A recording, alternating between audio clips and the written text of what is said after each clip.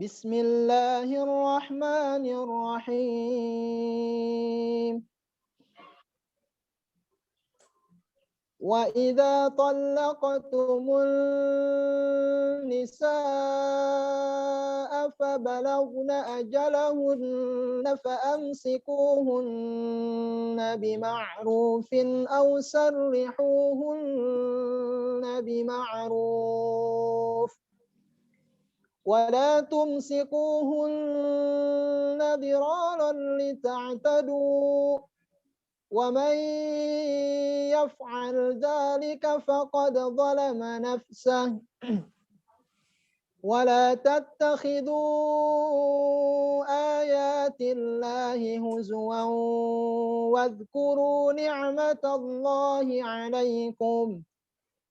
واذكروا نعمة الله عليكم وما أنزل عليكم من الكتاب والحكمة يعظكم به واتقوا الله واعلموا أن الله بكل شيء عليم وإذا طلقتم النساء فبلغن أجلهن فلا تعضلوهن أن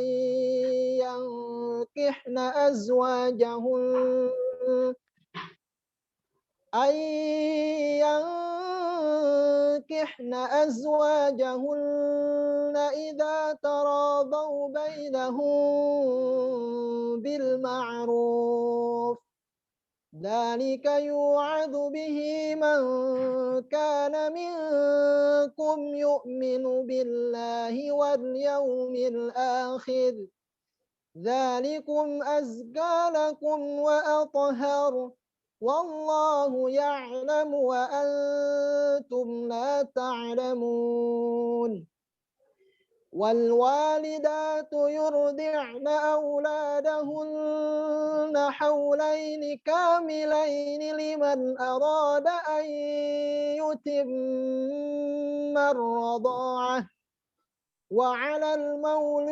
وعلى المولود له رزقهن وكسوتهن بالمعروف لا تكلف نفس إلا وسعها لا تضار والدة بولدها ولا مولود له بولده وعلى الوارث مثل ذلك فإن أرادا فصالا عن تراض منهما وتشاور فلا جناح عليهما وإن أردتم أن تسترضعوا أولادكم فلا جناح عليكم إذا سلمتم ما آتيتم بالمعروف واتقوا الله واعلموا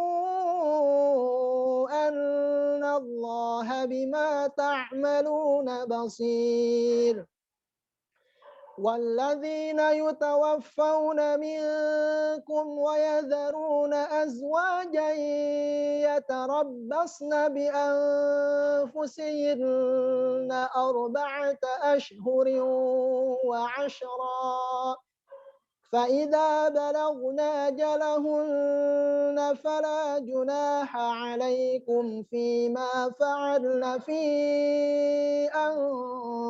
أنفسهن بالمعروف والله بما تعملون خبير ولا جناح عليكم فيما عرضتم به من خطبة النساء أو أكننتم في أنفسكم علم الله أنكم ستذكرونهن ولكن لا تواعدوهن سرا إلا أن تقولوا قولا معروفا ولا تعزموا عقدة النكاح حتى يبلغ الكتاب أجله واعلموا أن الله يعلم ما في أنفسكم فاحذروه واعلموا أن الله غفور حليم لا جناح عليكم إن طلقتم النساء ما لم تمسوهن أو تفرضوا لهن فريضة ومتعوهن على الموسع قدره وعلى المقتر قدره متاعا بالمعروف حقا على المحسنين وإن طلقتموهن من قبل أن تمسوهن وقد فرضتم لهن فريضة فنصف ما فرضتم إلا أن يعفون أو يعفو الذي بيده عقدة النكاح وأن تعفوا أقرب للتقوى ولا تنسوا الفضل بينكم إن الله بما تعملون بصير صدق الله العظيم. Wassalamualaikum warahmatullahi wabarakatuh. Waalaikumsalam warahmatullahi Waalaikumsalam warahmatullahi wabarakatuh. Terima kasih kepada Bapak Ustadz Sukron. Demikianlah Kalam Ilahi sudah membuka pertemuan kita hari ini. Semoga rahmat dan berkah tercurah untuk kita. Selanjutnya kami persilahkan kepada Ibu Yayan Komar selaku Ketua Majelis Taklim Al-Jahro untuk memberikan sambutannya.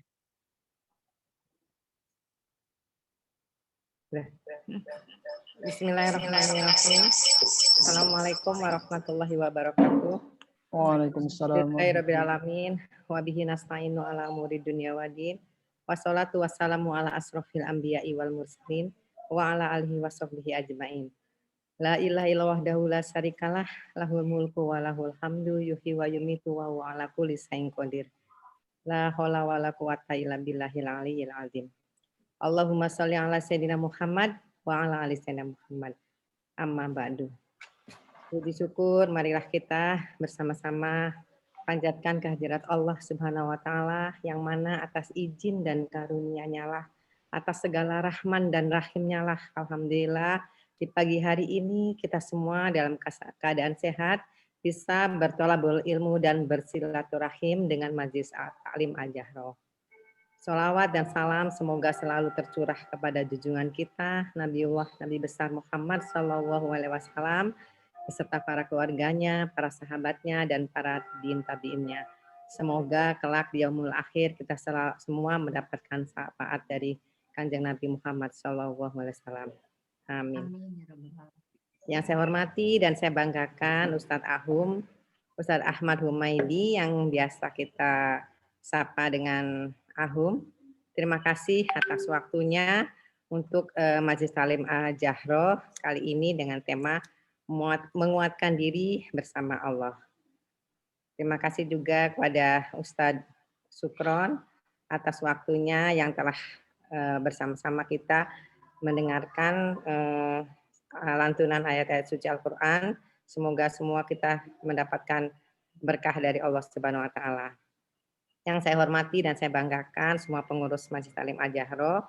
Terima kasih atas kerja ikhlasnya terus, atas kerjasamanya terus untuk bersama-sama memakmurkan majelis ilmu ini. Para jamaah semuanya, ibu-ibu solehah yang saya sayangi, Terima kasih atas ikut sertanya terus untuk hadir di kajian secara Zoom Masjid Salim Al-Jahro. Ini adalah kajian yang ke-8.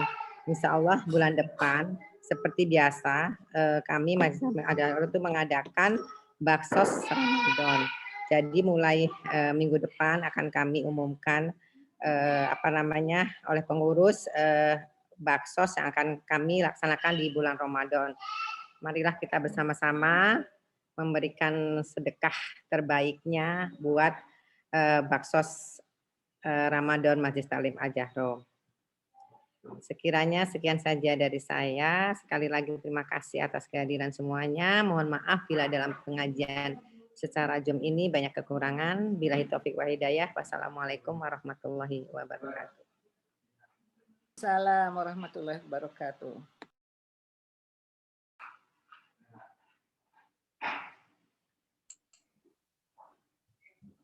Nur masih di mute, Nur. Tolong dibuka dulu, Nur. Udah ya? Ya, oke. Diulangi. Ya. Ya, terima kasih Ibu Yan Komar atas sambutannya. Selanjutnya kita akan simak tausiah yang akan disampaikan oleh Bapak Ustadz Dr. H. Ahmad Humaydi, MSI, dengan tema menguatkan diri bersama Allah. Kepada Bapak Ustadz Humaydi, kami persilahkan. Bismillahirrahmanirrahim. Assalamualaikum warahmatullahi wabarakatuh. Waalaikumsalam. Innal hamdalillah nahmaduhu wa nasta'inuhu wa nastaghfiruh wa na'udzu billahi min syururi anfusina wa min sayyiati a'malina. May yahdihillahu fahuwal muhtadi wa may yudlil fala hadiyalah. Asyhadu an la ilaha illallah wahdahu la syarika lah wa asyhadu anna Muhammadan abduhu wa rasuluh. Allahumma shalli ala sayyidina Muhammadin wa ala alihi wa ashabihi ajmain. Ibu Ketua Majelis Talim Al-Jahro, Ibu Hajah Yayan Komar, juga Ustadz Sukron, juga seluruh jamaah Al-Jahro, mudah-mudahan kita mendapatkan berkah dari Allah Subhanahu wa Ta'ala. Tema kita hari ini, Bapak Ibu sekalian, itu berkaitan erat dengan kebersamaan Allah. Ya, kita tahu orang-orang yang bersama Allah itu orang-orang yang mendapatkan ketenangan, kebahagiaan. Bahkan secara khusus kita lihat di dalam hadis Bukhari, orang-orang yang menguatkan diri bersama Allah itu di antara orang yang akan mendapatkan perlindungan di hari kiamat. Ya, Rasulullah Shallallahu Alaihi Wasallam mengatakan, sab'atun yudhilluhumullah fi dhillihi yauma la dhilla illa dhilluh. Ada 7 kelompok yang akan Allah lindungi mereka pada saat tidak ada perlindungan selain perlindungan Allah. Yang pertama, al-imamul adil. Yang pertama itu pemimpin yang adil. Yang kedua, wasyabun nasya'a fi ibadati rabbih. Anak muda yang tumbuh beribadah kepada Allah. Dia rajin beribadah kepada Allah. Selanjutnya, warajulun qalbuhu mu'allaqun bil masajid. Seseorang yang hatinya terkait dengan masjid. Selanjutnya warujulani tahabba fillah ijtama alaihi wa tafarraqa alaihi. 2 orang yang saling bercinta karena Allah, mereka bertemu karena Allah dan mereka berpisah karena Allah. Kemudian juga disebutkan oleh Rasulullah warajulun talabathu imra'atu dzatu mansibin wa jamalin faqala inni akhafullah. Seorang laki-laki yang diajak berzina oleh seorang perempuan yang punya kedudukan dan cantik, tapi laki-laki itu menolak karena takut kepada Allah. Warajulun tasaddaqa akhfa hatta la ta'lama shimaluhu ma tunfiqu yaminu. Seseorang yang sidqah dengan sembunyi sehingga tangan kirinya tidak tahu apa yang diinfakkan oleh tangan kanannya. Dan yang terakhir yang ada kaitan dengan bahasan kita ini adalah warajulun dzakarallah khaliyan fafadat ainah. Seseorang yang berzikir kepada Allah menyendiri sampai dia berlinang air mata. Nah, keberlinangan air mata ini, Bapak Ibu sekalian, inilah yang disebut dengan kebersamaan bersama Allah. Nah, hari ini temanya menguatkan kebersamaan kita bersama Allah. Ya, saya akan share ininya, Pak. Nah, Ibu. Oke. Jadi Az-Zahra 10 Sya'ban. Jadi kita tinggal 20 hari lagi kurang lebih saum ya. Nah, ayat umum yang bicara tentang kebersamaan Allah. Nah, ini surat Al-Mujadilah. Saya garis bawahi. Nah, saya besarkan ayat 7. A'udzubillahi minasyaitonirrajim. Alam taro, tidakkah engkau perhatikan? Annallaha ya'lamu ma fis samawati wa ma fil ardh. Allah itu mengetahui apa yang ada di langit dan apa yang di bumi. Jadi tidak ada rahasia buat Allah. Sampai Allah mengetahui apa yang ada di hati kita. Di langit, di bumi Allah tahu. Jadi ketika ibu-ibu ngegerentes hati pun Allah tahu. Ibu-ibu lebaran, pengen baju apa, seragamnya apa, batik komar nawarnya apa, itu Allah tahu. Walaupun sekarang belum diungkapkan. Kan gitu ibu-ibu ya. Ma yakunu min najwa thalathatin illa huwa rabi'uhum. Tidak ada pembicaraan rahasia ketiga orang, Allah yang keempatnya. Jadi ketika kita berbicara 3 orang, najwa thalatha illa huwa rabi'uhum, Allah yang keempatnya. Jadi kita jangan lupa. Ketika kita mengatakan kepada suami, hanya papa yang tahu. Kita sering lupa, Allah yang tahu. Ya. Suami kita bilang, awas loh, ibu jangan sampai tahu. Nah suami itu lupa, Allah tahu. Jadi ibu istri kita tidak tahu itu karena Allah belum ngasih tahu ke istri kita. Hati-hati. Wala khamsatin illa huwa sadisuhum. Tidak ada pembicaraan rahasia yang ke-5 kecuali Allah yang ke-6-nya. Nah, ini juga harus tahu. Jadi Allah bersama kita di mana aja kita berada. Wala adna min dzalik, tidak ada yang lebih sedikit dari itu. Wala aktsara illa huwa ma'ahum aina makan. Dan tidak ada yang lebih banyak dari itu illa huwa ma'ahum, kecuali Allah bersama mereka aina makan, di mana saja mereka berada. Artinya apa Bapak Ibu? Artinya bahwa Allah senantiasa melihat kita. Bahkan tsumma yunabbi'uhum, kemudian Allah memberitahu kepada mereka bima amilu, apa yang mereka lakukan yaumal qiyamah, pada hari kiamat. Serahasia-rahasia yang kita rahasiakan, nanti Allah ngasih tahu di akhirat itu apa yang kita kerjakan. Setertutup-tertutup yang kita tutup, nanti Allah akan buka pada hari kiamat. Kenapa? Innallaha bikulli syai'in alim. Karena Allah itu bikulli syai'in alim, terhadap segala sesuatu alim, maha mengetahui. Nah itu Bapak Ibu sekalian ya, Ibu-ibu. Jadi, nah ini ayat umum bicara tentang ma'iyatullah. Allah itu bersama kita, gitu ya. Nah, ayat khusus, nah ini ayat umum ya. Ayat umum bahwa Allah itu menyertai manusia. Di mana aja manusia berada, muslim, kafir, orang taat, orang maksiat, disertai Allah. Nah, kalau ini bersifat apa? Ma'iyatullah bersifat amah mutlaqah. Jadi kepada siapapun Allah bersama. Coba kita lihat surat Al-Hadid ayat 4. Ya. Nah, Al-Hadid ayat 4. Ini ayat yang sudah dibaca sering oleh ibu-ibu ya. Al-Hadid ayat 4. Nah, kadang-kadang kita sering lupa Allah bersama kita. Nah, coba kita lihat. Nah, di sini ada Huwallazi khalaqas samawati wal arda fi sittati ayyamin tsumma istawa 'alal 'arsy. Dialah yang menciptakan langit dan bumi dalam 6 masa, kemudian Allah bersemayam di atas arsy. Ya'lamu ma yaliju fil ardi, Allah tahu apa yang masuk ke bumi. Wa ma yakhruju minha, dan apa yang keluar dari bumi. Wa ma yanzilu minas samai wa ma ya'ruju fiha, yang keluar yang masuk ya ke sana juga Allah tahu, ke langit. Wa huwa ma'akum aina ma kuntum, dan Allah bersama kamu di mana saja kamu berada. Makanya kalau kita sudah merasakan bagaimana Allah bersama kita, ini ayat ini surat Al-Hadid ayat 4, kita jadi harus merasakan muraqabah ya. Nah, oleh karena itu coba kita lihat respon manusia terhadap ma'iyatullah, kebersamaan itu ada 2 ya. Yang pertama, kalau orang mukmin yaitu meyakini bahwa diri mereka senantiasa diawasi oleh Allah. Kemana, di mana, bagaimana saja, Allah senantiasa memperhatikan mereka. Nah, kalau orang mukmin itu respon terhadap ma'iyatullah apa? Dia merasa dimonitor oleh Allah. Maka ketika seorang muslim merasa ma'iyatullah bersama Allah, yang pertama dia merasakan muraqabatullah. Nah, ini Ibu. Apa itu muraqabatullah? Pengawasan Allah. Mereka merasakan bahwa mereka senantiasa diawasi Allah. Jadi kalau orang mukmin ma'iyatullah gitu, Allah itu bersama dia, nah dia tahu bahwa Allah senantiasa menyertai dia, muraqabatullah. Jadi nggak ada yang apa namanya yang istilahnya itu yang tersembunyi dari Allah. Kan ini asas Bu ya, bahwa kita merasakan muraqabatullah, asas hidup kita.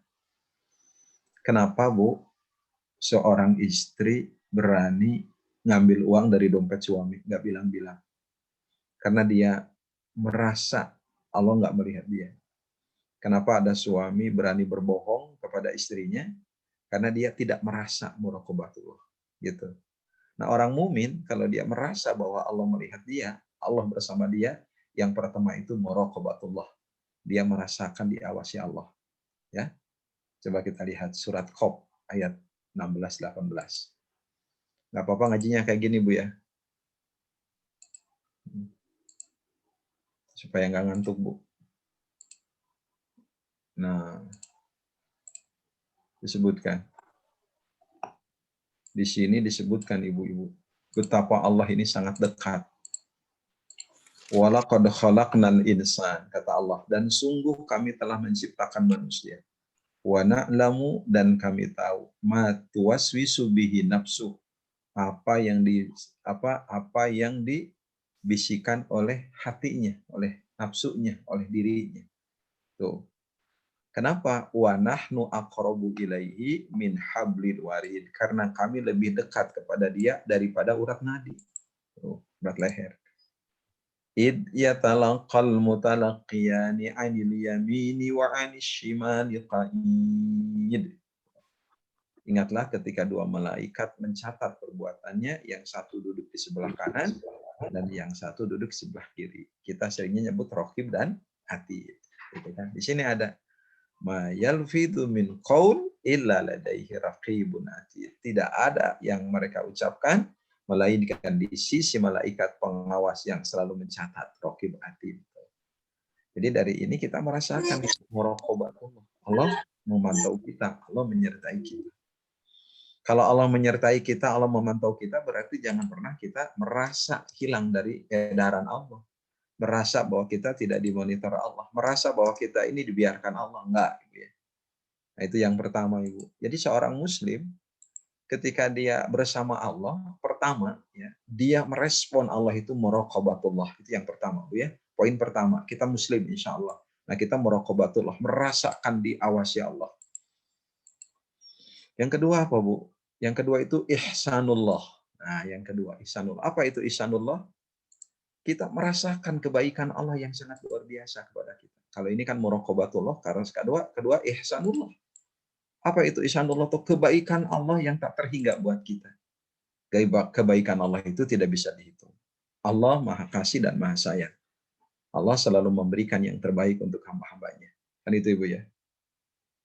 Jadi luar biasa ini Bu. Nanti kita lihat coba. Coba kita lihat surat ini nih. Di sini disebutkan dalam surat Al-Qasas ayat 77. Allah tuh maha baik. Al-Qasas 77. Luar biasa ibu-ibu ya. Nah. Al-Qasas 77. Nah ini. Coba silahkan. Wabtagi fima ataqallah darul akhirah. Cari olehmu apa yang Allah berikan kepadamu dari negeri akhirat. Berarti akhirat ini utama Bu ya. Karena kita disuruh mencari akhirat dulu.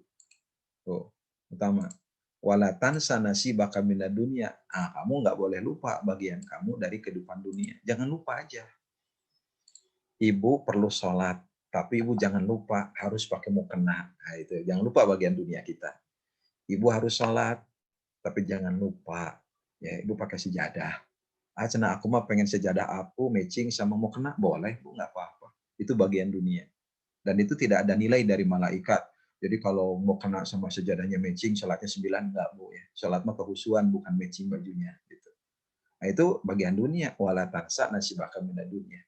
Wa ahsin kata Allah, dan berbuat baiklah kamu kama ahsanallahu ilaik, sebagaimana Allah telah berbuat baik kepadamu. Bayangin. Kalau kita banding-banding kebaikan kita kepada manusia dengan kebaikan Allah kepada kita, nggak ada artinya, Bu. Ya, mohon maaf gini aja. Nih, mohon maaf. Kalau saya tanya ibu-ibu semua, perbuatan baik kita kepada suami dengan suami ke kita banyak mana kira-kira, Bu? Banyak suami ke kita atau banyak kita ke suami? Ya, kalau saya boleh bicara, nggak akan kehitung, Bu. Ya nggak akan kehitung. Karena kita nggak bisa hitung-hitung matematis kayak gitu. Tapi kalau kita bicara kebaikan Allah kepada kita, wa in ta'uddu nikmatallah la tuhsuha. Kalau kamu menghitung-hitung nikmat Allah, nggak akan bisa dihitung. Nih contoh, Bu. Ibu rajin istighfar aja ya. Nih, hadisnya ini. Nih, siapa yang melajibkan istighfar, Allah lepaskan kesukaran. Nah, ini. Nih, saya ambil hadisnya satu aja. Ya. Ini betapa Allah Maha baik sama kita. Baru istighfar aja kita diberikan luar biasa oleh Allah. Ya, man lazimal istighfar. Istighfar. Nah, coba kita lihat ya hadis yang ya. Atau man aktarul istighfar. Siapa yang memperbanyak istighfar. Satu aja istighfar, Allah ngasih banyak buat kita. Min kulli doyikin mahroja. Itu jalan kesempitannya ada jalan keluar. Itu baru satu, baru istighfar aja. Ya, di sini kan Ibu jelas tuh. Barang siapa yang melajibkan istighfar, man lajiman istighfar, ja'alallahu min kulli hammin faraja. Kesibukannya ada jalan keluar. Wa min kulli dayyikin makhraja. Ya, kesempitannya ada jalan keluar. Wa razaqahu min haitsu la yahtasib, dan Allah akan kasih dia rizki dari arah yang enggak disangka-sangka. Coba Ibu perhatikan ini hadisnya ya. Saya ambil, akan saya kutip nih. Ini hadisnya. Ada dalam hadis lain, man aksara istighfar, barang siapa yang memperbanyak istighfar. Nah ini Bu. Coba Ibu perhatikan. Ini baru apa ya? Baru istighfar aja. Baru istighfar, baru satu. Man laziman istighfar. Barang siapa yang melazimkan istighfar. Apa itu melazimkan? Memperbanyak, gitu kan? Mendawamkan. Istighfar, Bu. Astagfirullah, astagfirullah. Itu kan istighfar. Kalau kita pakai syahdu istighfar, Allahumma anta rabbi la ilaha illa anta khalaqtani wa ana abduka wa ana ala ahdika wa wa'dika mastata'tu a'udzubika min syarri ma sana'tu abu'u laka bi ni'matika alayya wa a'udzu bika faghfirli. Itu sekarang punya klik yang videonya. Kita banyak aja baca itu. Kita perbanyak itu. Allah sangat baik banget sama kita, Bu. Ja'alallahu lahu. Nah, Allah jadikan buat dia apa? Min kulli hammin faraja. Dari kesedihannya ada bahagia. Jadi kebahagiaan itu bukan dengan uang. Banyak istighfar. Ibu sedih tuh, banyak istighfar jadi bahagia. Sedih itu banyak-banyak, Bu. Kan banyak tuh akibat sedih. Sedih karena suami nggak pulang-pulang. Bang Taib tuh. Sedih karena anak nggak negor sama kita. Sedih karena mertua kita nggak nengok kita, ya. Sedih tuh. Sedih bisa jadi karena Ramadan Idul Fitri sekarang juga masih belum bisa ketemu keluarga misalnya, ya. Itu sedih. Nah, kalau kita rajin istighfar, segala kesedihan kita, segala keruwet hirup, farojan, ada kebahagiaan. Bahkan selain itu apa? Wa min kulli dayyikin makhraja. Segala sesuatu yang sempit ada jalan keluar. Kalau rajin istighfar. Itu baru istighfar aja itu. Bahkan wa razaqahu min haitsu la yahtasib. Bahkan dia akan dikasih rizki oleh Allah dari arah yang tidak disangka-sangka. Oh. Jadi kalau kita bersama Allah lewat istighfar aja, Bu, satu aja kita istighfar gitu ya, luar biasa. Allah akan memberikan yang terbaik buat kita. Bayangkan. Nah, makanya kita yakin ketika kita muraqabatullah, selain ya kita ma'iyatullah bersama Allah, selain kita muraqabatullah, kita ihsanullah. merasakan Allah berbuat baik ke kita. Apa kebaikan Allah? Luar biasa. Dikit aja kita melakukan ibadah, sudah berapa kebaikan yang Allah berikan buat kita. Itu Ibu ya. Nah, itu Bu. Jadi kalau orang mukmin itu merespon muraqabatullah itu dengan dua, Bu. Muraqabatullah ya. Merespon ma'iyatullah itu dengan muraqabatullah dan ihsanullah. Allah sangat baik sama kita. Nah, makanya di sini disebutkan jika muraqabatullah dan ihsanullah telah melekat dalam diri seorang muslim, maka akan lahirlah dalam setiap desah hidupnya apa? Ta'atullah, ketaatan kepada Allah. Jadi taatnya kepada Allah itu orang sudah merasakan muraqabatullah dan ihsanullah. Model gini Ibu ya. Ibu kalau kita merasa suami itu berbuat baik sama kita, saya yakin tuh akan muncul ketaatan kita kepada suami kita, ya kan? Kalau suami teh merasa didukung oleh istri, oh itu cinta sejati. Nggak akan pernah lupa sama istri itu. Bisa jadi seorang suami itu tolheor gitu ya, karena dia tidak merasakan cinta istri. Itu begitu. Nah makanya kalau kita sudah muraqabatullah dan sudah ihsanullah, kita sudah merasa dipantau Allah, sudah merasa diawasi Allah, dan sudah merasa ihsanullah, Allah berbuat baik kepada kita dengan sebaik-baiknya, akan muncul apa? Ta'atullah, ketaatan kita kepada Allah. Maka ketaatan itu lahir sebagai konsekuensi kesadaran pemahaman manusia atas kebaikan yang diberikan Allah kepadanya. Demikian juga pengawasannya, gitu ya. Makanya ia akan sadar tidak ada secuil pun perbuatan dia yang terlepas dari deteksi Allah. Maka wujud konkret adalah ta'atullah. Nah kalau ta'atullah ada dua Bu. Kalau taat kepada Allah itu satu iman Bu, ya satu iman. Kedua apa? Kedua al-amal soleh. Itu orang yang taat kepada Allah. Pokoknya kalau orang taat sama Allah itu dua kriterianya. Satu dia iman kepada Allah, dua dia taat kepada Allah. Iman dan amal soleh. Makanya kalau orang sudah iman dan amal soleh, sudah dia mendapatkan kebahagiaan di sisi Allah. Iman kepada Allah, karena Allah memberikan yang baik, Allah maha benar. Dan karena dia iman kepada Allah, dia akan senantiasa beramal soleh dengan sebaik-baiknya. Nah itu Ibu, itu respon orang beriman ketika kebersamaan bersama Allah. Jadi kalau kita menguatkan posisi kita dengan Allah sekarang di tengah pandemi ini, ingat muraqabatullah. Allah mengawasi kita. Ingat Allah berbuat baik ke kita, gitu ya. Dan kalau kita sudah muraqabatullah dan ihsanullah, kita makan ta'atullah. Taat kepada Allah itu apa? Dua, yaitu iman dan amal soleh. Udah kayak gitu. Rumusnya gitu, Bu. Makanya aneh kalau ada orang yang merasa muraqabatullah tapi tidak merasakan ihsanullah. Itu. Nah, ini respon orang beriman. Makanya di tengah pandemi ini orang beriman nggak akan mengeluh. Betul nggak? Ini kebaikan Allah buat kita. So, saya tanya ibu-ibu sekarang. Bisnis apa sekarang, Bu? Apa semua bisnis bangkrut? Enggak, Bu. Ada bisnis juga yang jalan. Betul nggak? Ya. Ada juga bisnis yang jalan. Allah itu akan memberikan yang terbaik buat kita. Kampus-kampus sekarang tutup, Bu. Termasuk kita ini. Saya tuh dari pagi, Bu. Nanti sore Zoom lagi, Bu. Tiap hari saya Zoom. Di kampus, pengajian. Justru ustadz-ustadz sekarang jadi canggih, Bu. Tahu teknologi. Betul nggak? Karena hidup kita akan berubah nanti itu. Sekarang ibu-ibu yang nggak pernah Zoom jadi tahu Zoom. Nanti saya yakin tuh rapat Azharo jam 9 malam. Nggak usah lah. Di rumah aja Zoom rapatnya. Saya yakin nanti begitu. Gitu. Ini apa? Pasti ada kebaikannya. Gitu ya. Nah, dan saya yakin walaupun kita nanti sudah apa? Sudah pandemi hilang insya Allah gitu kan. Nah sekarang vaksinasi. Makanya saya nggak lama-lama, Bu. Hari ini saya jadwal vaksin. Dosen harus vaksin semua. Karena insya Allah bulan Juli menurut informasi sih akan tatap muka. Dengan syarat harus vaksin dosen-dosen dan mahasiswanya.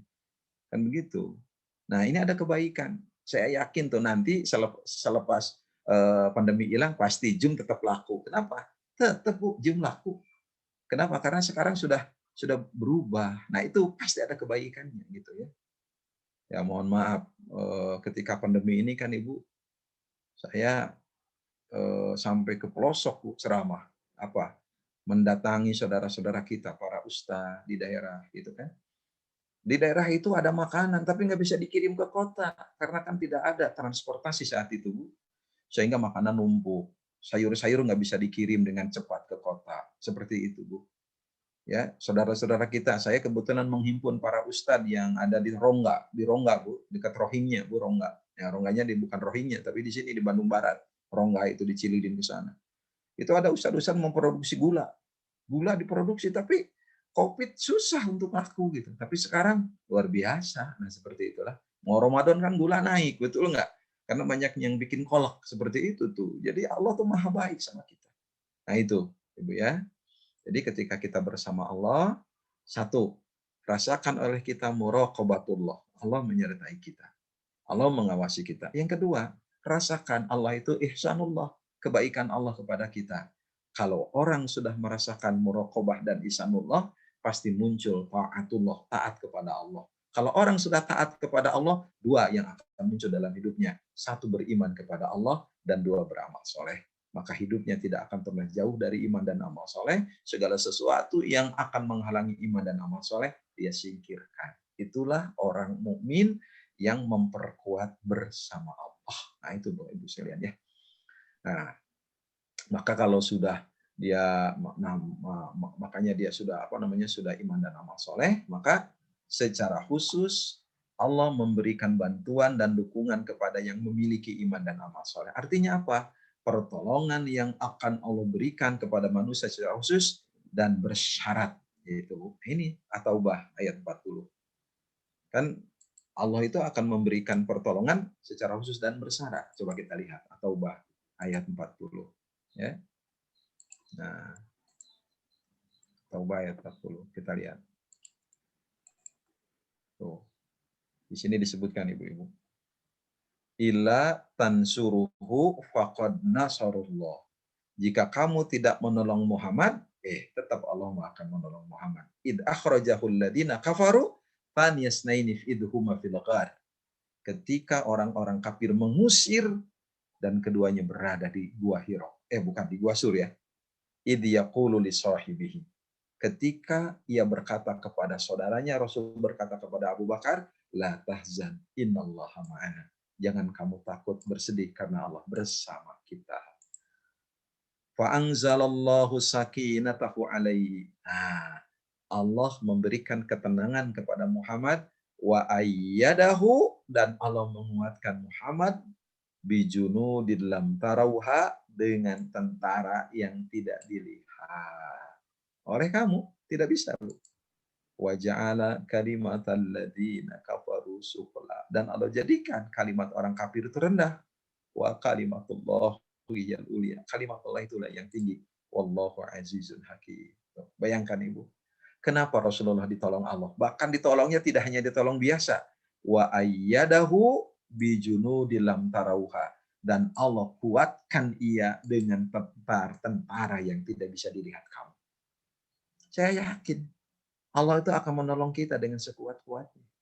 Ya, manusia meninggalkan kita, tapi kalau kita teguh berprinsip tadi ya, ta'yid, Allah akan membuat kita, dikuatkan kita dengan Allah. Makanya ini yang disebut dengan bersyarat, pertolongan manusia itu al-khosoh dan al-muqayyadah ya. Ada bersyarat. Ya, kemudian jika hal itu telah nampak, maka ta'yidullah, dukungan Allah akan mengitari segenap hidupnya. Misalnya kemudahan dalam kesulitan akan ada, bantuan dalam kesusahan, rizki yang halal, kehidupan yang berkah, ketenangan jiwa dan batin, kehormatan hidup, lapang dada dalam kesempitan, kekuatan iman, kesehatan fisik, dan sebagainya. Nah, kalau sudah begitu, maka itulah al-falah, kesuksesan hidup. Jika Allah telah mendukung dan memberi bantuan kepada seorang mukmin, al-falah akan diraih dengan baik dan sempurna. Apa itu al-falah? Kesuksesan, kebahagiaan. Itu gitu Bapak Ibu sekalian ya.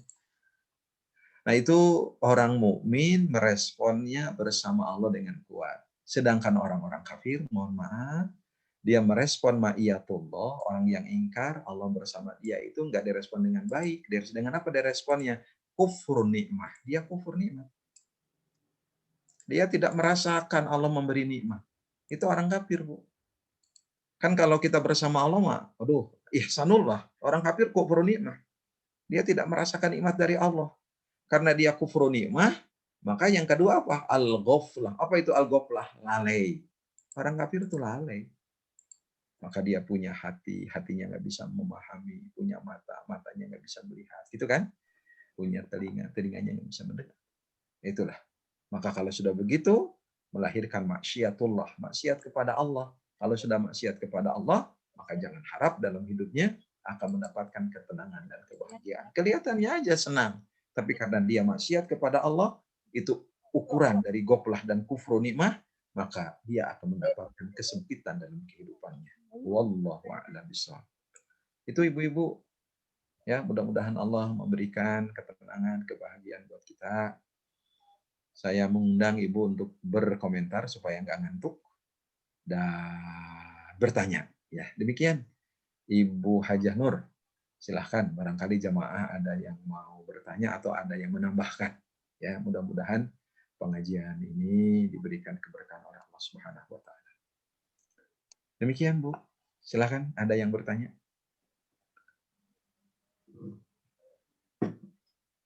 Ibu silakan yang mau bertanya.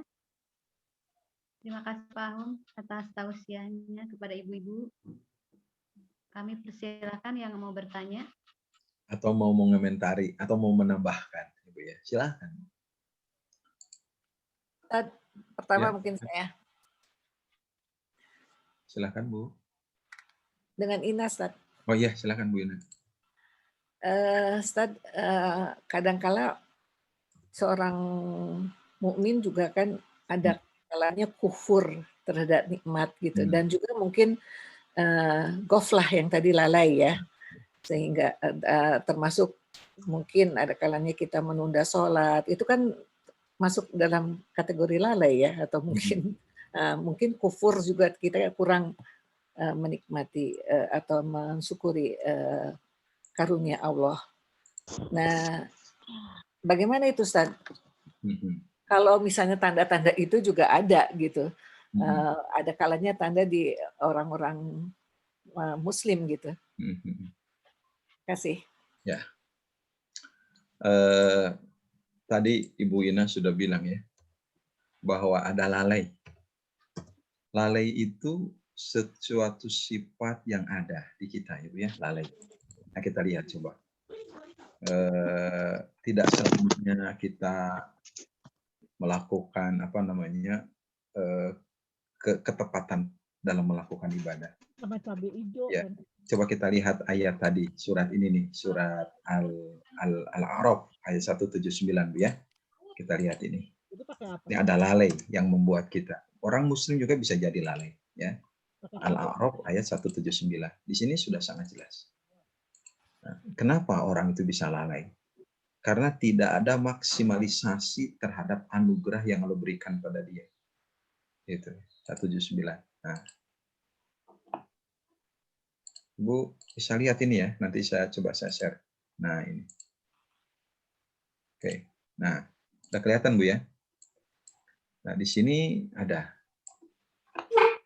A'udzubillahi minasyaitonirrajim wa laqad dzara'na, dan sungguh kami sediakan di Jahannam bagi isi neraka Jahannam itu katsiran, kebanyakan, minal jinni wal ins, kebanyakannya jin dan manusia. Ya, siapa mereka yang masuk neraka Jahannam itu? Lahum qulubul la yafqahuna biha. Mereka yang punya hati, tapi mereka tidak paham kebenaran dengan hati yang Allah berikan kepada mereka. Walahum a'yunul la yubsiruna biha. Mereka memiliki mata, tapi mata mereka tidak digunakan untuk melihat kebenaran-kebenaran Allah. Walahum adhanul la yasma'una biha. Mereka memiliki telinga, tapi telinga mereka tidak digunakan untuk mendengar ayat-ayat Allah.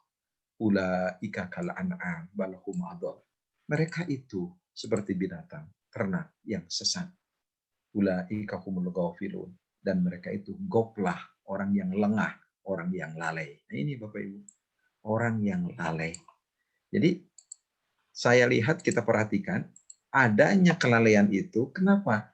Karena tidak ada maksimalisasi yang ia lakukan terhadap anugerah Allah. Apa anugerah Allah? Pertama, kulub, hati.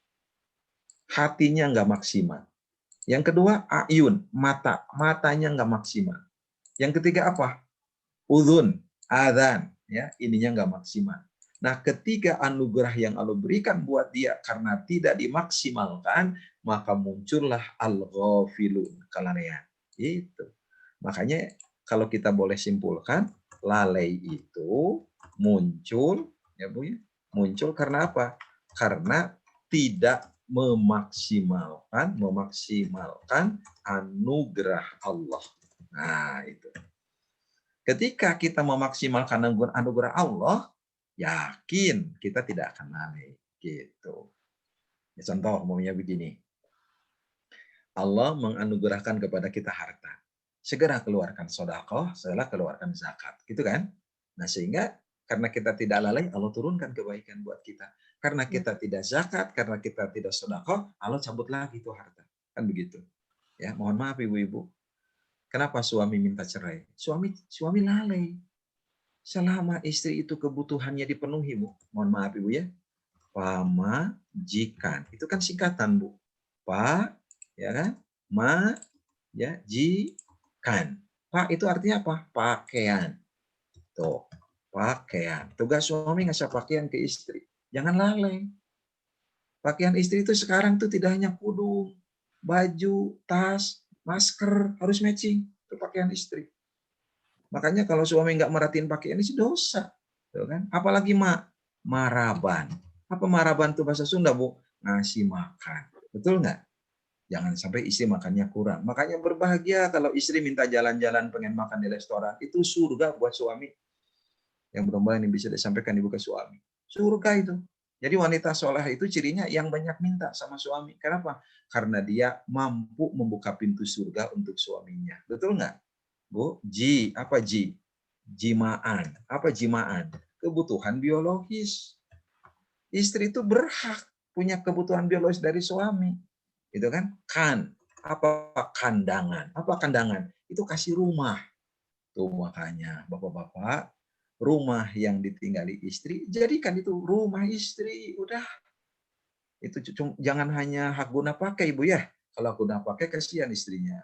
Itu. Nah, ketika suami lalai terhadap tugas-tugasnya ini, jangan disalahkan kalau istri kemudian tidak hormat kepada suami. Betul nggak? Ini kelalaian muncul itu. Kenapa? Karena suaminya lalai ada akibat. Gitu. Begitu juga mohon maaf Ibu. Tugas seorang istri apa? Kepada suami. Saya sering bilang ya, 3M. Ya, 3M tuh apa, Bu? Mengeruk, menguras, dan mengubur. Bukan ini. Tugas istri ke suami itu apa? Menenangkan. Yang pertama. Jadi ketika suami datang ke rumah, tenang. Menenangkan.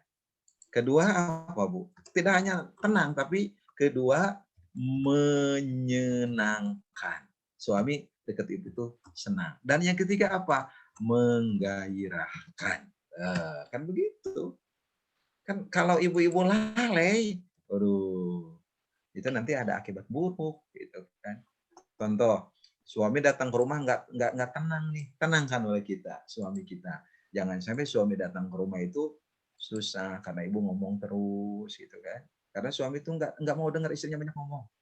Terus senangnya apa? Panggilan dia dengan panggilan yang baik gitu kan. Nah setelah itu apa? Gairahkan. Ibu bilang, kebetulan ibu namanya Popi, mau Popi dulu, mau kopi dulu. Itu begitu ibu.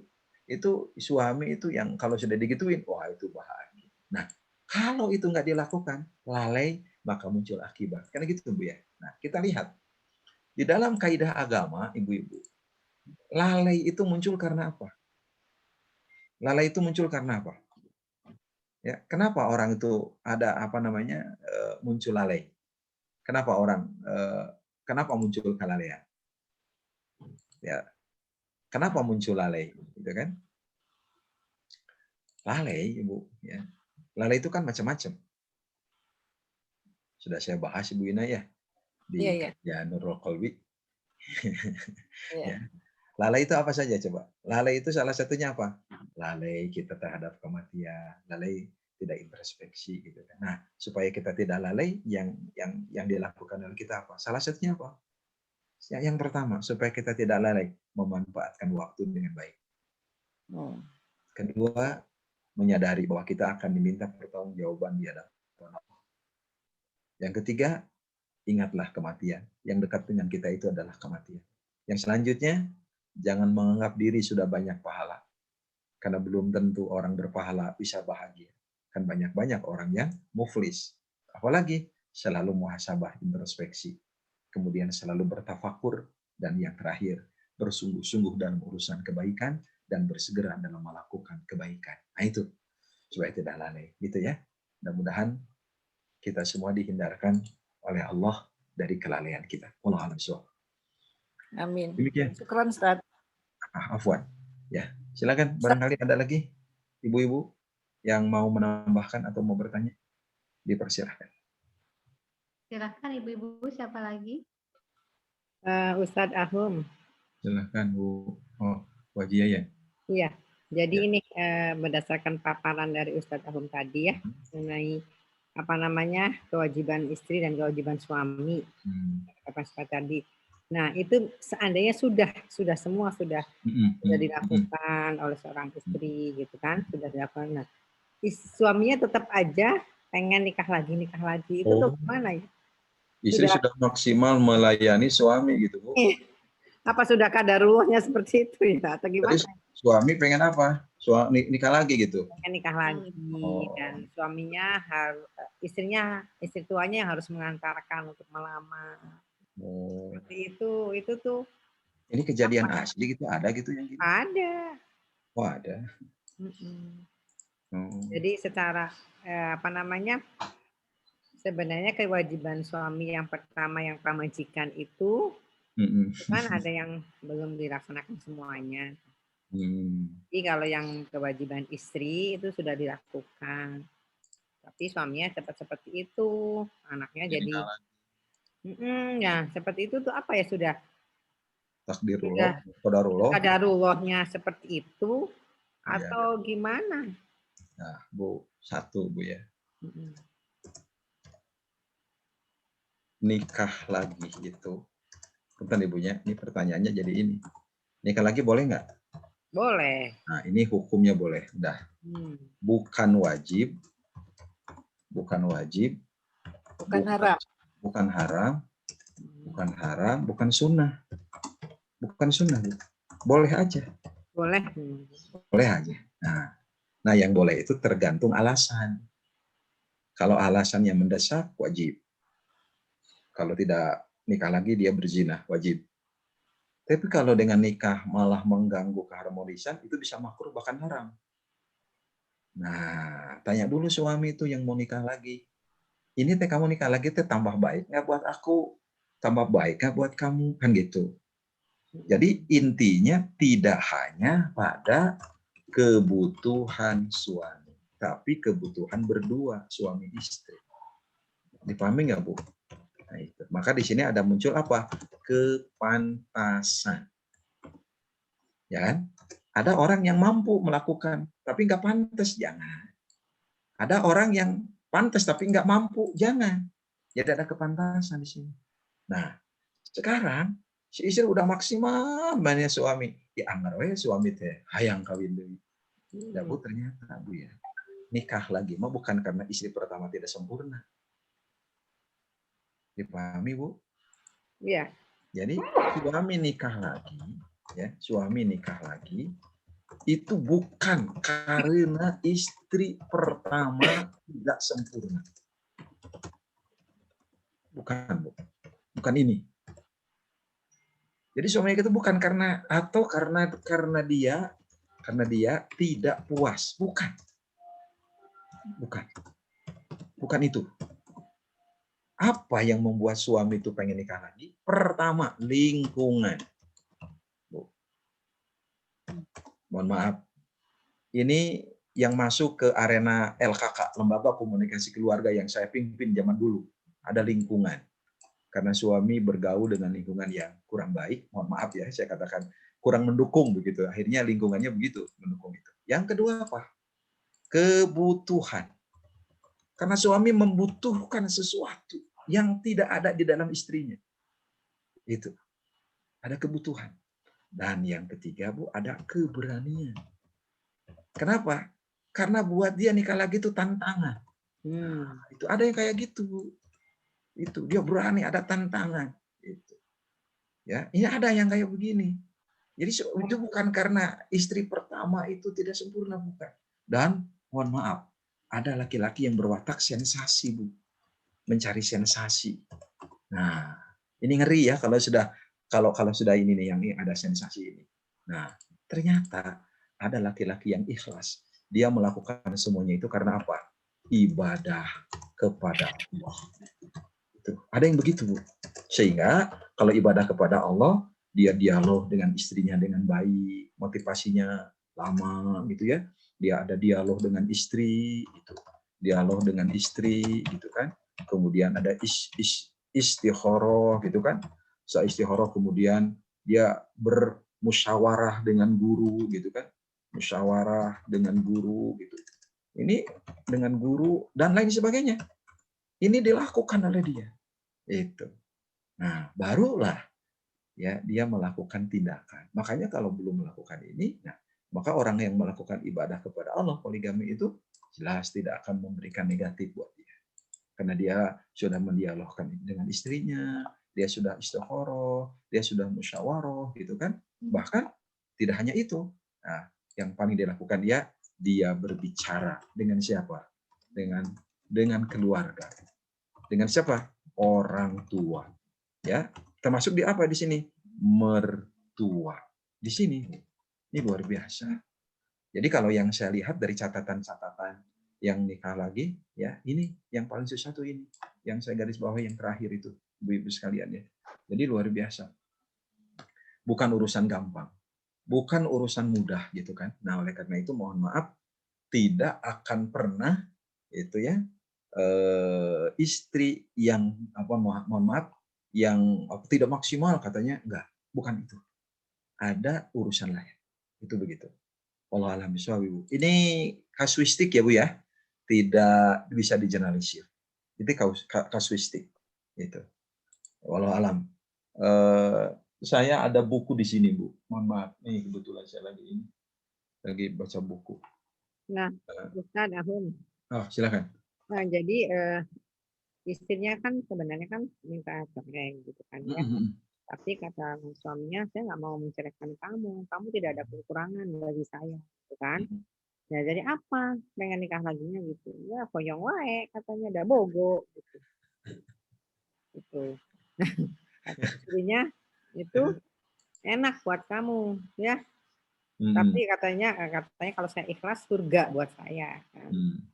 Tapi kamu mendolimi saya, itu bagaimana buat kamu? Menzolimi suami gitu atau menjolimi istri gitu. Oh, Katanya kalau surga istrinya, buat saya tapi kamu menzolimi gitu ya. ya kata istrinya kan kalau saya ikhlas, kata kamu kan bilang saya surga buat saya, kan kata istrinya. Tapi kamu itu mendolimi saya, jadi kamu ke neraka dong kata istrinya kayak gitu. Aduh, berarti belum siap, Bu, belum siap itu teh. Dan istrinya kan bilang katanya, katanya semua orang kan berdoa ya Allah kumpulkan kami kelak di surgamu dengan suami dan anak-anak itu kan, dengan orang tua, dengan sahabat-sahabat soleh. Tapi kalau saya doanya embung, nggak mau ketemu lagi dengan suami katanya kayak gitu. Ya. Jadi kan saya bilang berarti kan nggak ikhlas itu ya. Nggak ikhlas kan Ustaz kalau gitu ya, seperti itu kan nggak ikhlas ya. Jadi sebaiknya gini, Bu, gimana gitu sebaiknya. Suami jangan egois intinya, Bu. Jangan egoisnya. Jangan egois. Dia ya tidak hanya mementingkan ya kebutuhan dia. Kalau saya begini rumusnya. Jangan sampai istri kita berdosa gara-gara kita poligami. Kan begitu mungkin. Nah, seperti itu. Kan poin pentingnya itu kan ya. Dan ini makanya kalau Syekh Hasan mengatakan dalam ceramahnya, nanti di YouTube ada ceramahnya pakai bahasa Arab ya. Syekh Hasan mengatakan begini, bahwa poligami yang berkah itu poligami yang menambah kebaikan untuk istri pertama dan istri kedua. Itu berkah, itu begitu. Nah, makanya tidak semua orang lulus di sini, Bu. Ya. Si suami jangan egois, si istri juga jangan egois. Jadi dua-duanya ada musuh. Istri jangan egois. Nah, saya ada kasus waktu umroh nih, Bu. Jadi si suaminya itu berdoa karena dia pengen poligami di Mekah. Si istrinya juga berdoa. Doanya apa? Doanya, ya Allah, luluhkan hati istri saya, kata suaminya, supaya dia mengizinkan saya nikah. Itu doa suaminya di depan Ka'bah. Tawaf terus-terusan. Doa si istri apa? Ya Allah, tutup keinginan suami saya agar dia tidak nikah lagi. Itu doa istri. Dan sama-sama tawaf bareng tapi doanya beda. Dan dua-duanya diijabah Allah. Dua-duanya diijabah Allah. Jadi begitu pulang umroh, kata suaminya, "Mah, aku sudah umroh teh, jadi malas nikah lagi teh katanya." Itu bukan doa istri diijabah, betul nggak? Ya Allah, tutup keinginan suamiku. Diijabah tuh doa istri. Tapi kata istrinya, aku ridho loh Pak, katanya. Aku sekarang sudah pasrah karena engkau itu luar biasa, soleh, perhatian sama aku. Berarti doa siapa yang diijabah? Doa suami diijabah. Itu. Jadi dua-duanya umroh. Udah aja umroh.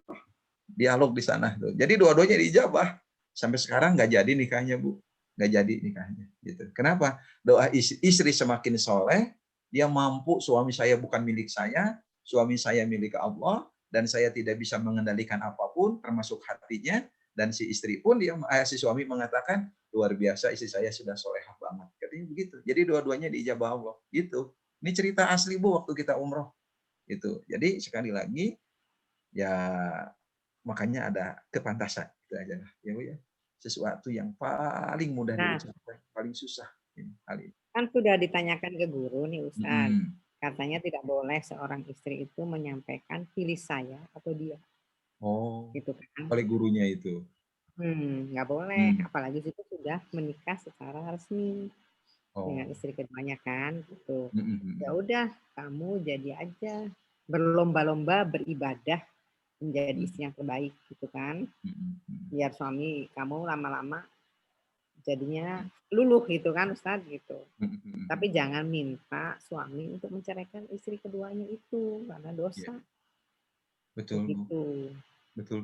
Nah, sudah kan berjalan beberapa tahun. Tapi kan susah wae kata si istrinya teh. Si istrinya nggak suka wae. Susah wae untuk menerima. Gitu.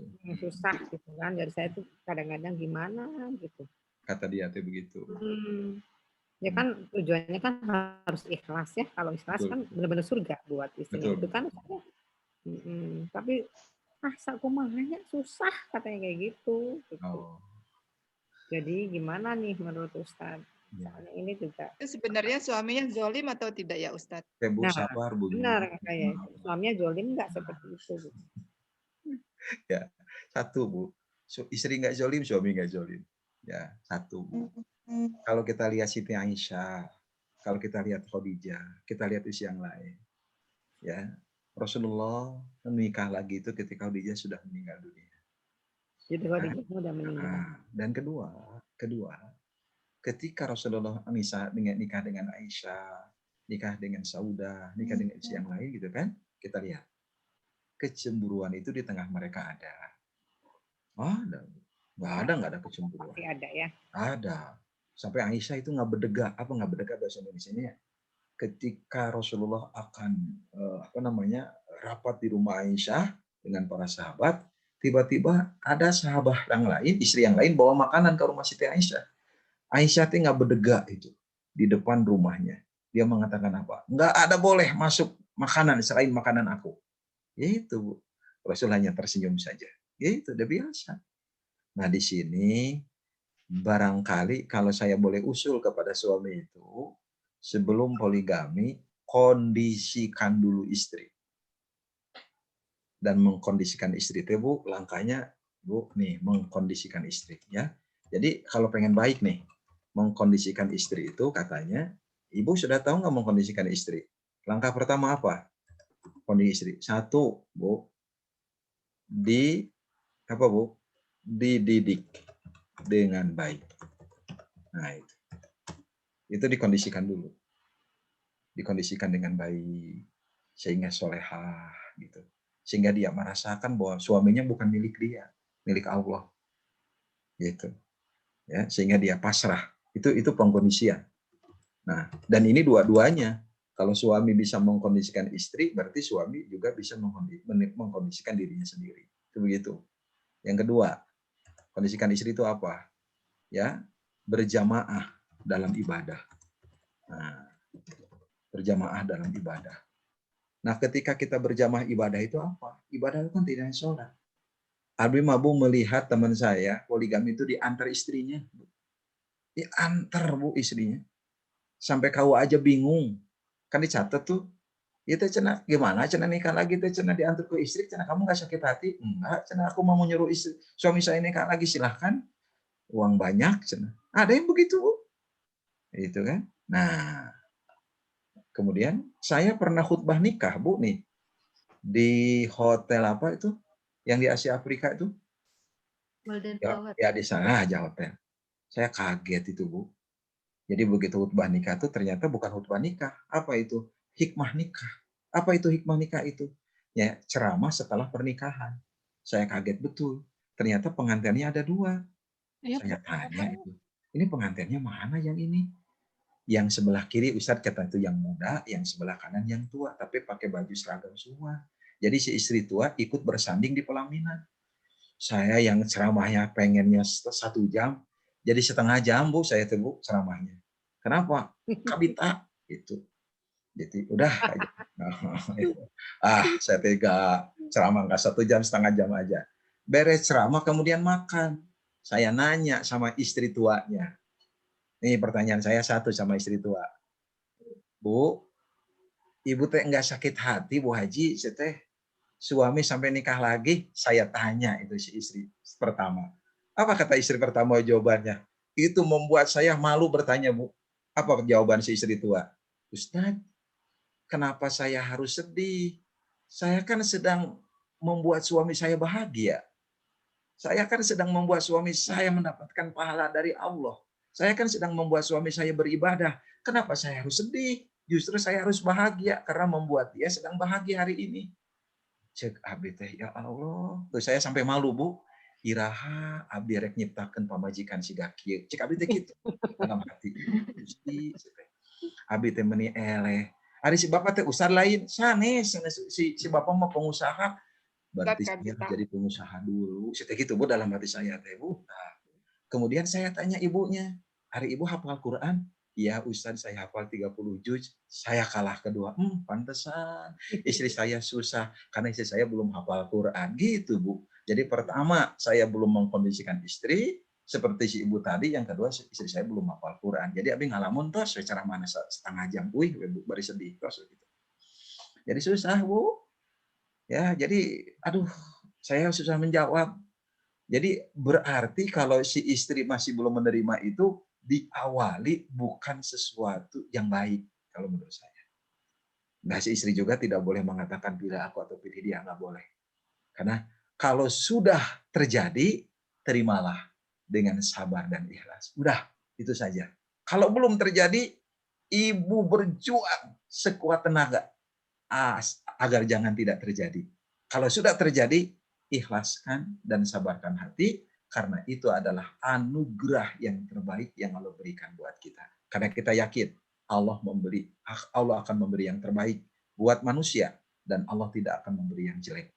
Maka si guru itu sudah benar mengatakan, kamu jangan berbicara pilih dia atau aku, karena dua-duanya harus berlomba mendapatkan kebaikan. Saya sangat hormat sama gurunya itu.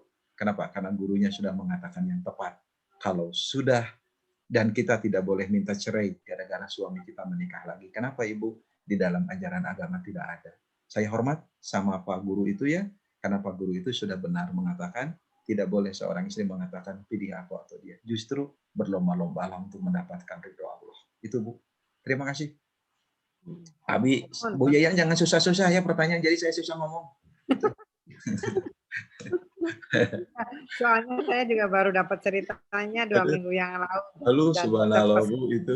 Terpesona ya? Dan sampai terkaget-kaget gitu. Iya, sampai yang tidak mengalaminya aja menitikkan air mata gitu. Apalagi yang mengalaminya gitu Bu ya. Gitu. Aduh subhanallah. Silakan Ibu-ibu. Ada lagi? Cukup? Ya, Kalau tidak ada lagi cukup ya. Bentar, Ibu, Ustaz. ya. Nanti materi yang disampaikan yang ada di tadi flyernya atau itu Oh, bisa nanti saya. dikirim ke saya, Ustaz ya? Oke, yang ini ya, yang ini ya. Iya, Mau iya. itu. Oke. Untuk Nanti saya kirim. kebetulan ada beberapa yang memang tidak bisa hadir. Banyak yang tidak bisa hadir nih kebetulan hari ini. Mungkin bisa di-sharing itu nanti. Nanti kan ditutup doa oleh Ustadz. Ini minta doa untuk putrinya pengurus Ajahro, Putrinya Bu Popi, mungkin Ustadz tahu Bu Popi, Bu Eri yang di Dago, putrinya sedang sakit dan sekarang ada di ICU Mayapada. Jadi mohon doanya buat putrinya namanya Tami, untuk Neng Tami gitu. Neng Tami, Bu ya. Putrinya Ibu Popi Eri. Mohon ya. doanya. Bapak Eri. Namanya siapa Bu? Ibu Ego Asri. Yang namanya sakitnya namanya Tami, yang sakitnya namanya Tami. Tami ya, anak Neng Tami ya. Neng Tami sekarang ada di ICU di Mayapada, Rumah Sakit Mayapada Jakarta. Ya, mari sama-sama kita berdoa Ibu. Bismillahirrahmanirrahim. Alhamdulillahirabbil alamin. Hamdan na'imin hamdas syakirin. Hamdan yuwafi ni'amahu wa yukafi mazidah. Ya Rabbana lakal hamdu kama yanbaghi li jalali wajhikal karim wa li sultanik. Allahumma salli ala Muhammad wa ala ali Muhammad kama sallaita ala Ibrahim wa ala ali Ibrahim innaka Hamidum Majid. Wa barik ala Muhammad wa ala ali Muhammad kama barakta ala Ibrahim wa ala ali Ibrahim innaka Hamidum Majid. Rabbana zalamna anfusana wa illam taghfir lana wa tarhamna lanakunanna minal khasirin. Rabbana srif 'anna 'adzab jahannam inna 'adzabaha kana gharama. Allahumma ighfir lana dzunubana wa dzunuba walidayna warhamhuma kama rabbayana shighara.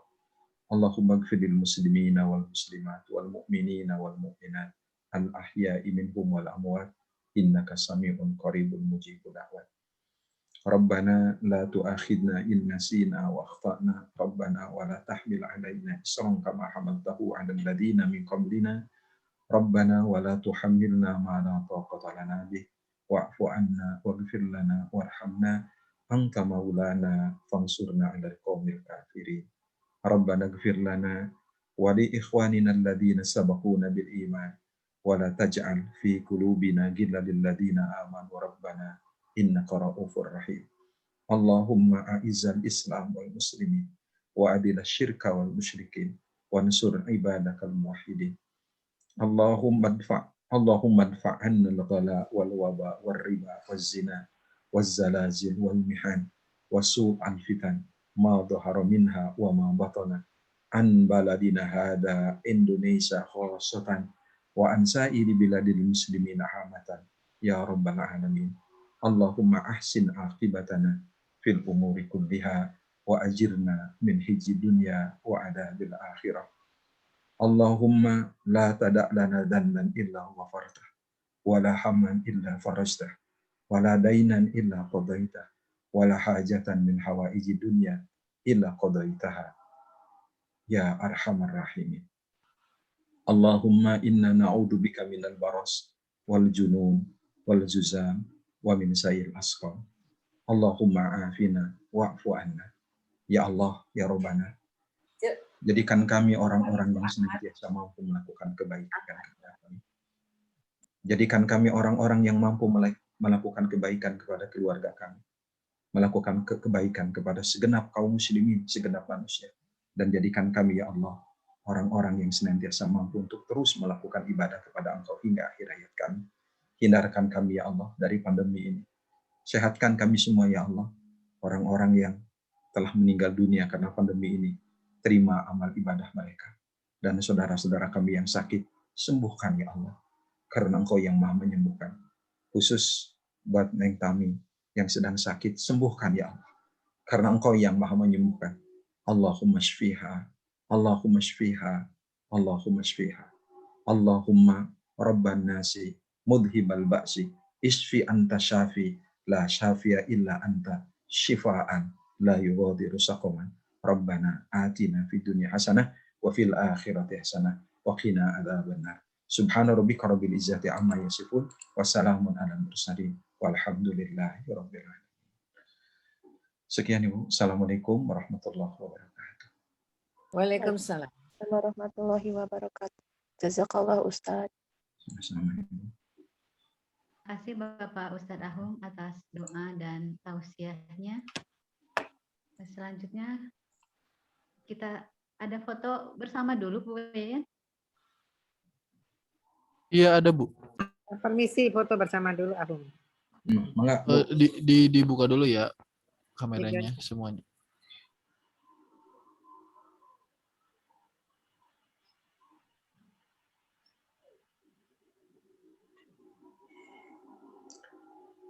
Udah semua Bu?